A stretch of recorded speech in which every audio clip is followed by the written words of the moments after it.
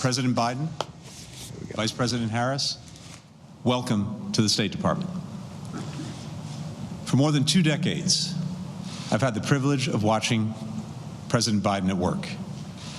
I've seen his commitment to the American people, his expertise in foreign policy, his steadfast belief in diplomacy, and his rock-solid support for our diplomats and development experts.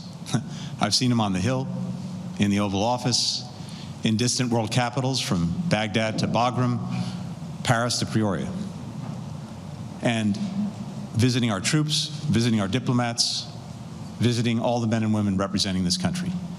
And I can say without fear of contradiction that in the history of the presidency, no one has brought as much foreign policy experience to the job as Joe Biden. Wherever he goes, he's been a champion for American leadership and a defender of American values. And in Kamala Harris, he has a vice president, we have a vice president, with a long track record of standing up for the security of the American people, and an abiding commitment to using diplomacy to advance our interests and defend our values around the world. At this moment of unprecedented global challenge, it's more important than ever that the United States show up and lead, because the world simply doesn't organize itself to solve big problems, and the well-being of the American people hangs in the balance. We need diplomacy to get the pandemic under control worldwide, to save American lives and livelihoods. We need diplomacy to address the climate crisis, to protect communities across our country.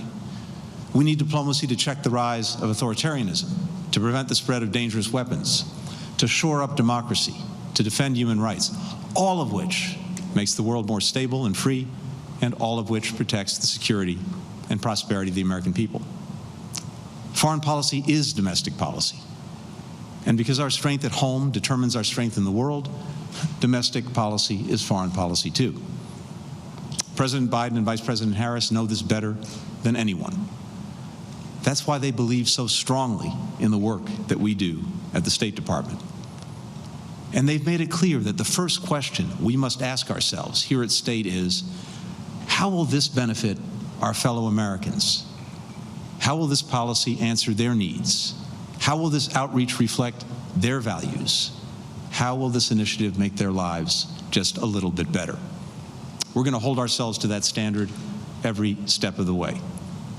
President Biden and Vice President Harris have come here today at the very start of their administration to make sure we know that we have their support. And that means a great deal to all of the men and women of the State Department. We will do our best, Mr. President, Madam Vice President, to make you proud. And with that, it is my pleasure to introduce the President of the United States, Joe Biden.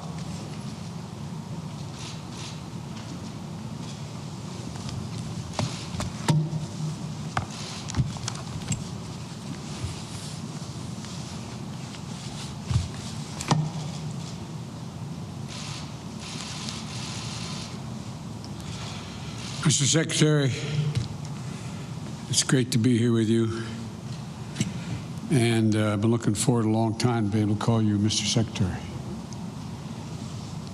Good afternoon, everyone. It's an honor to be back at the State Department under the eyes of the first American chief diplomat, Benjamin Franklin. And by the way, I want you all to know in the press, I was the Benjamin Franklin Professor of Presidential Politics at Penn.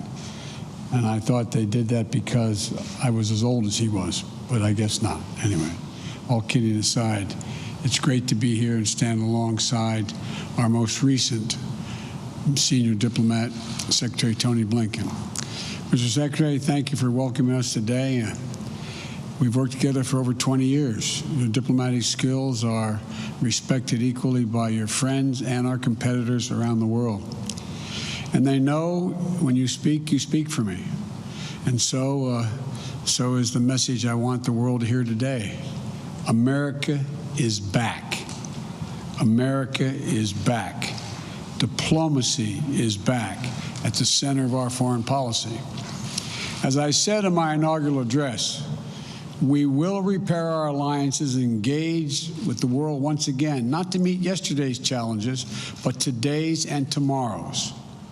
American leadership must meet this new moment of advancing authoritarianism, including the growing ambitions of China to rival the United States and the determination of Russia to damage and disrupt our democracy.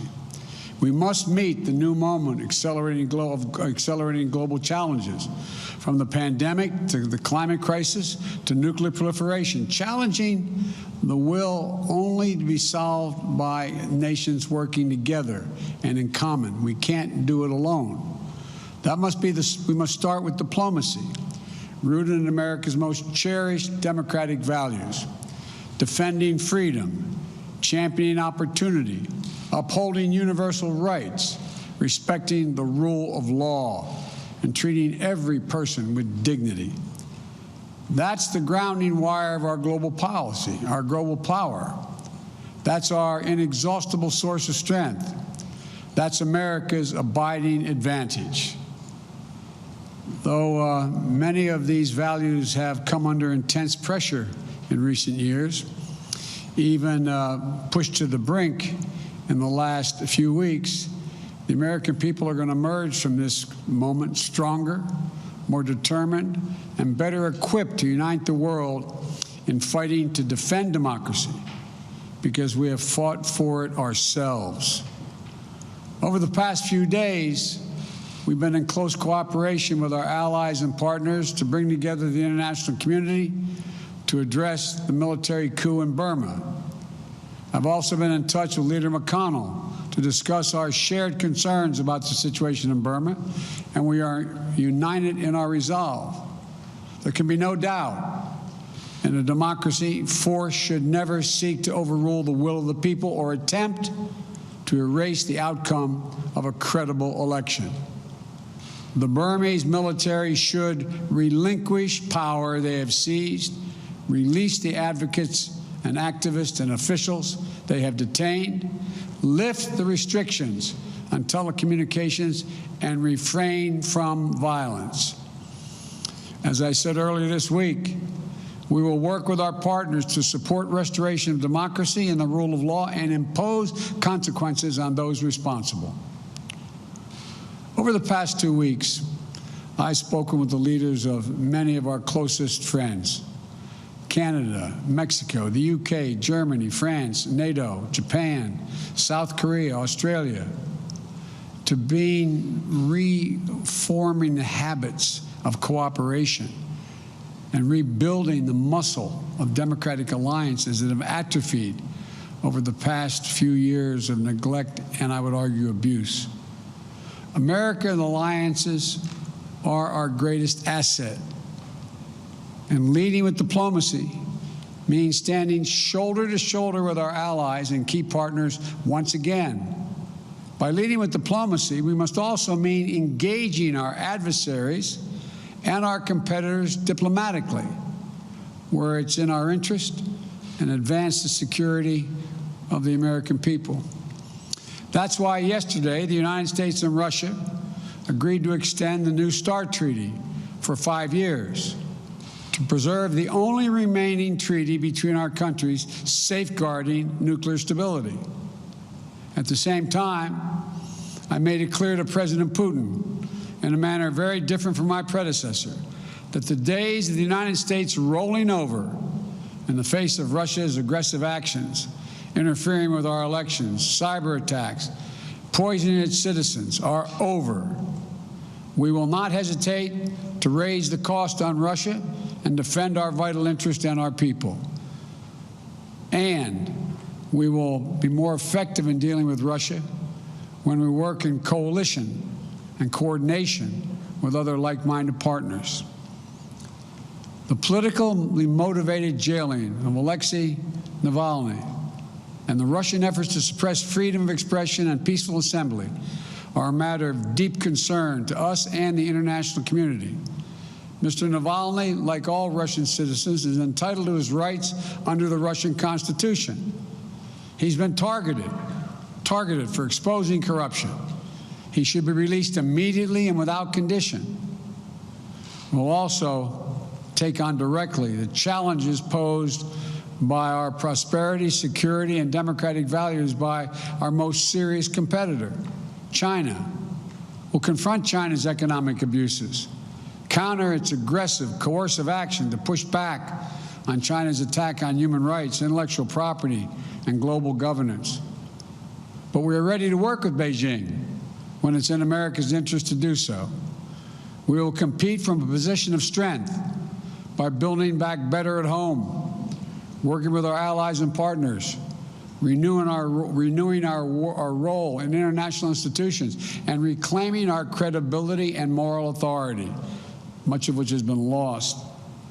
That's why we moved quickly to begin restoring American engagement internationally and earn back our leadership position, to catalyze global action on shared challenges. On day one, I signed the paperwork to rejoin the Paris Climate Agreement.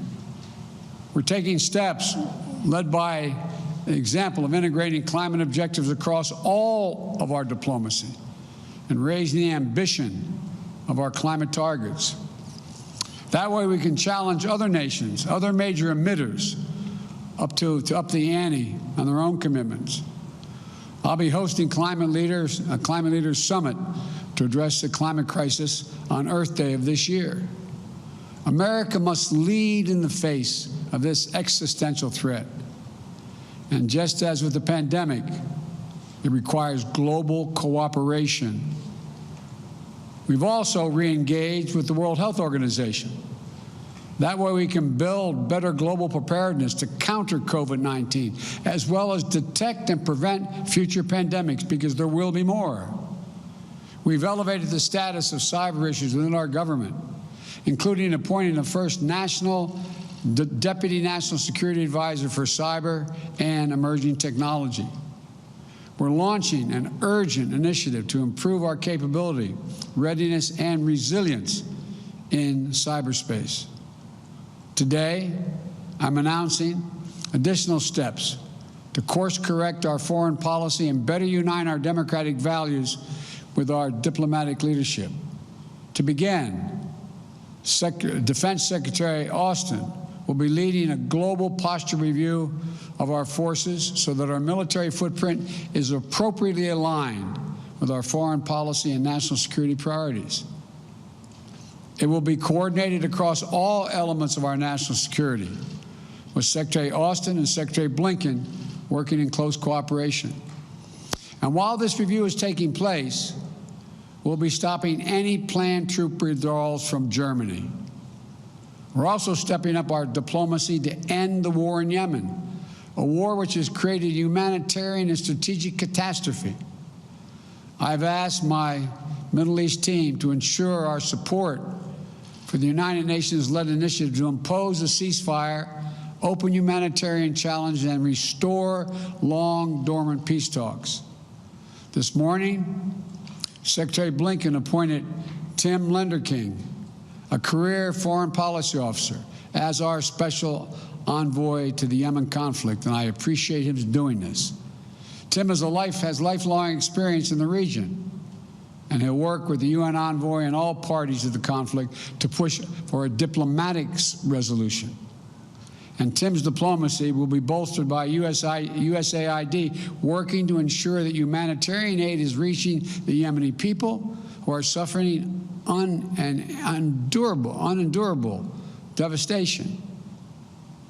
This war has to end. And to underscore our commitment, we are ending all American support for offensive operations in the war in Yemen, including relevant arms sales. At the same time, Saudi Arabia faces missile attacks, UAV strikes, and other threats from Iranian-supplied forces in multiple countries. We're going to continue to support and help Saudi Arabia defend its sovereignty and its territorial integrity and its people. We also face a crisis of more than 80 million displaced people suffering all around the world. The United States' moral leadership on refugee issues was a point of bipartisan consensus for so many decades when I first got here. We shine the lamp of liberty on oppressed people. We offered safe havens for those fleeing violence or persecution.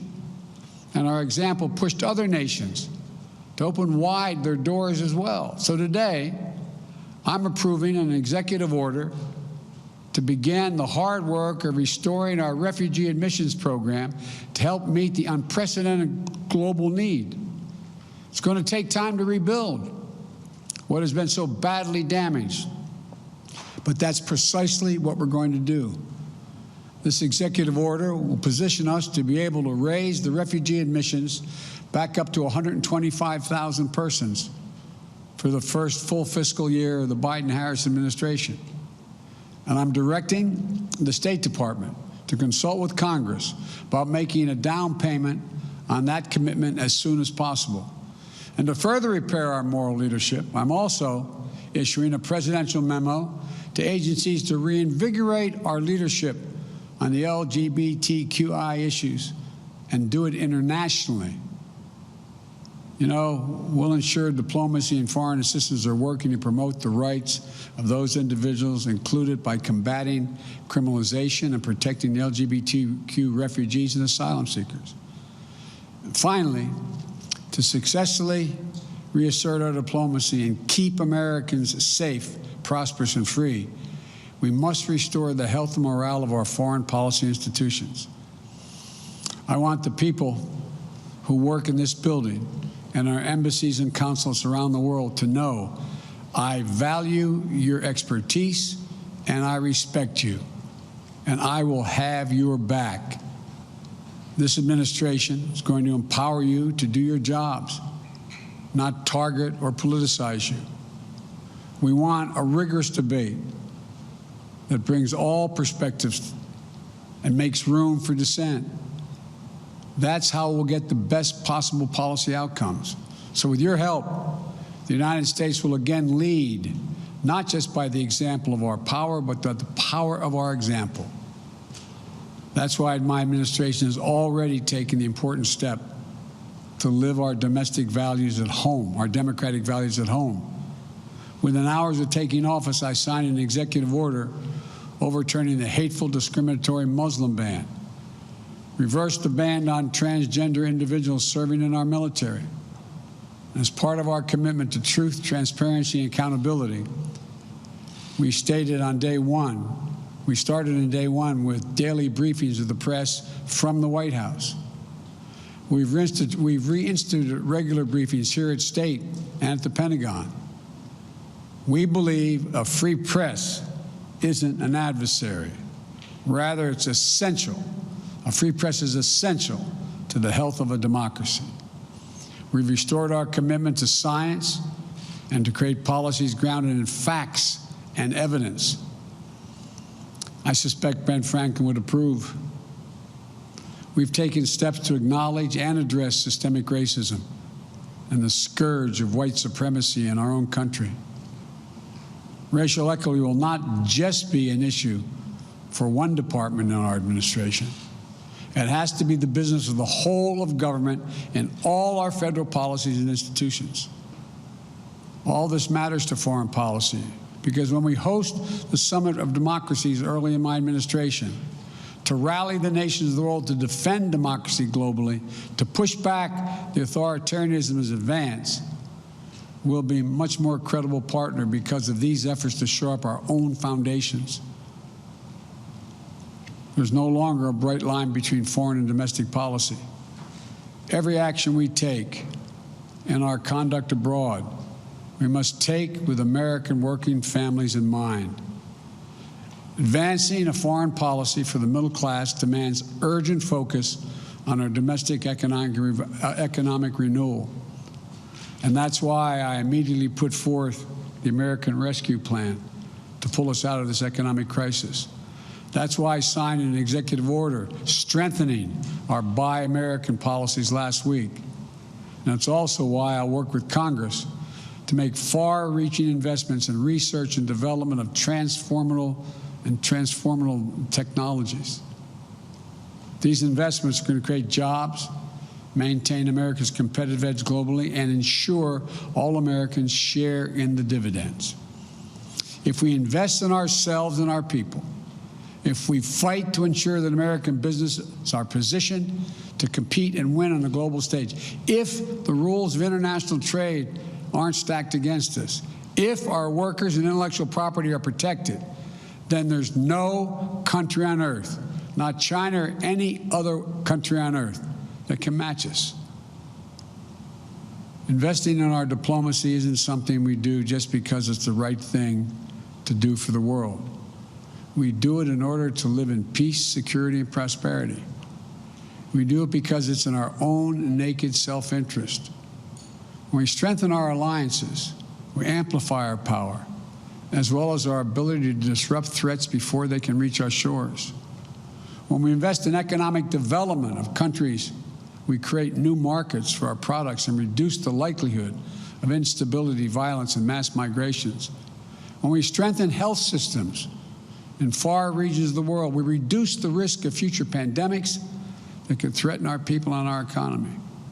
When we defend equal rights of people the world over, of women and girls, LGBTQ individuals, indigenous communities, and people with disabilities, the people of every ethnic background and religion, we also ensure that those rights are protected for our own children here in America. America cannot afford to be absent any longer on the world stage. I come today to the State Department, an agency as old and as storied as the nation itself, because diplomacy has always been essential to how America writes its own destiny. For the diplomacy of Ben Franklin helped assure the success of our revolution. The vision of the Marshall Plan helped prevent the world from foundering on the wreckage of war.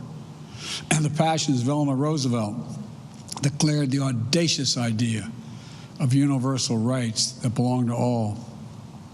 The leadership of diplomats of every stripe doing the daily work of engagement created the very idea of a free and interconnected world. We are a country that does big things. American diplomacy makes it happen, and our administration is ready to take up the mantle and lead once again. Thank you all. May God bless you and protect our troops, our diplomats, and our development experts, and all Americans serving in harm's way. Hi, everyone. George Stephanopoulos here. Thanks for checking out the ABC News YouTube channel. If you'd like to get more videos, show highlights, and watch live event coverage, click on the right over here to subscribe to our channel. And don't forget to download the ABC News app for breaking news alerts. Thanks for watching.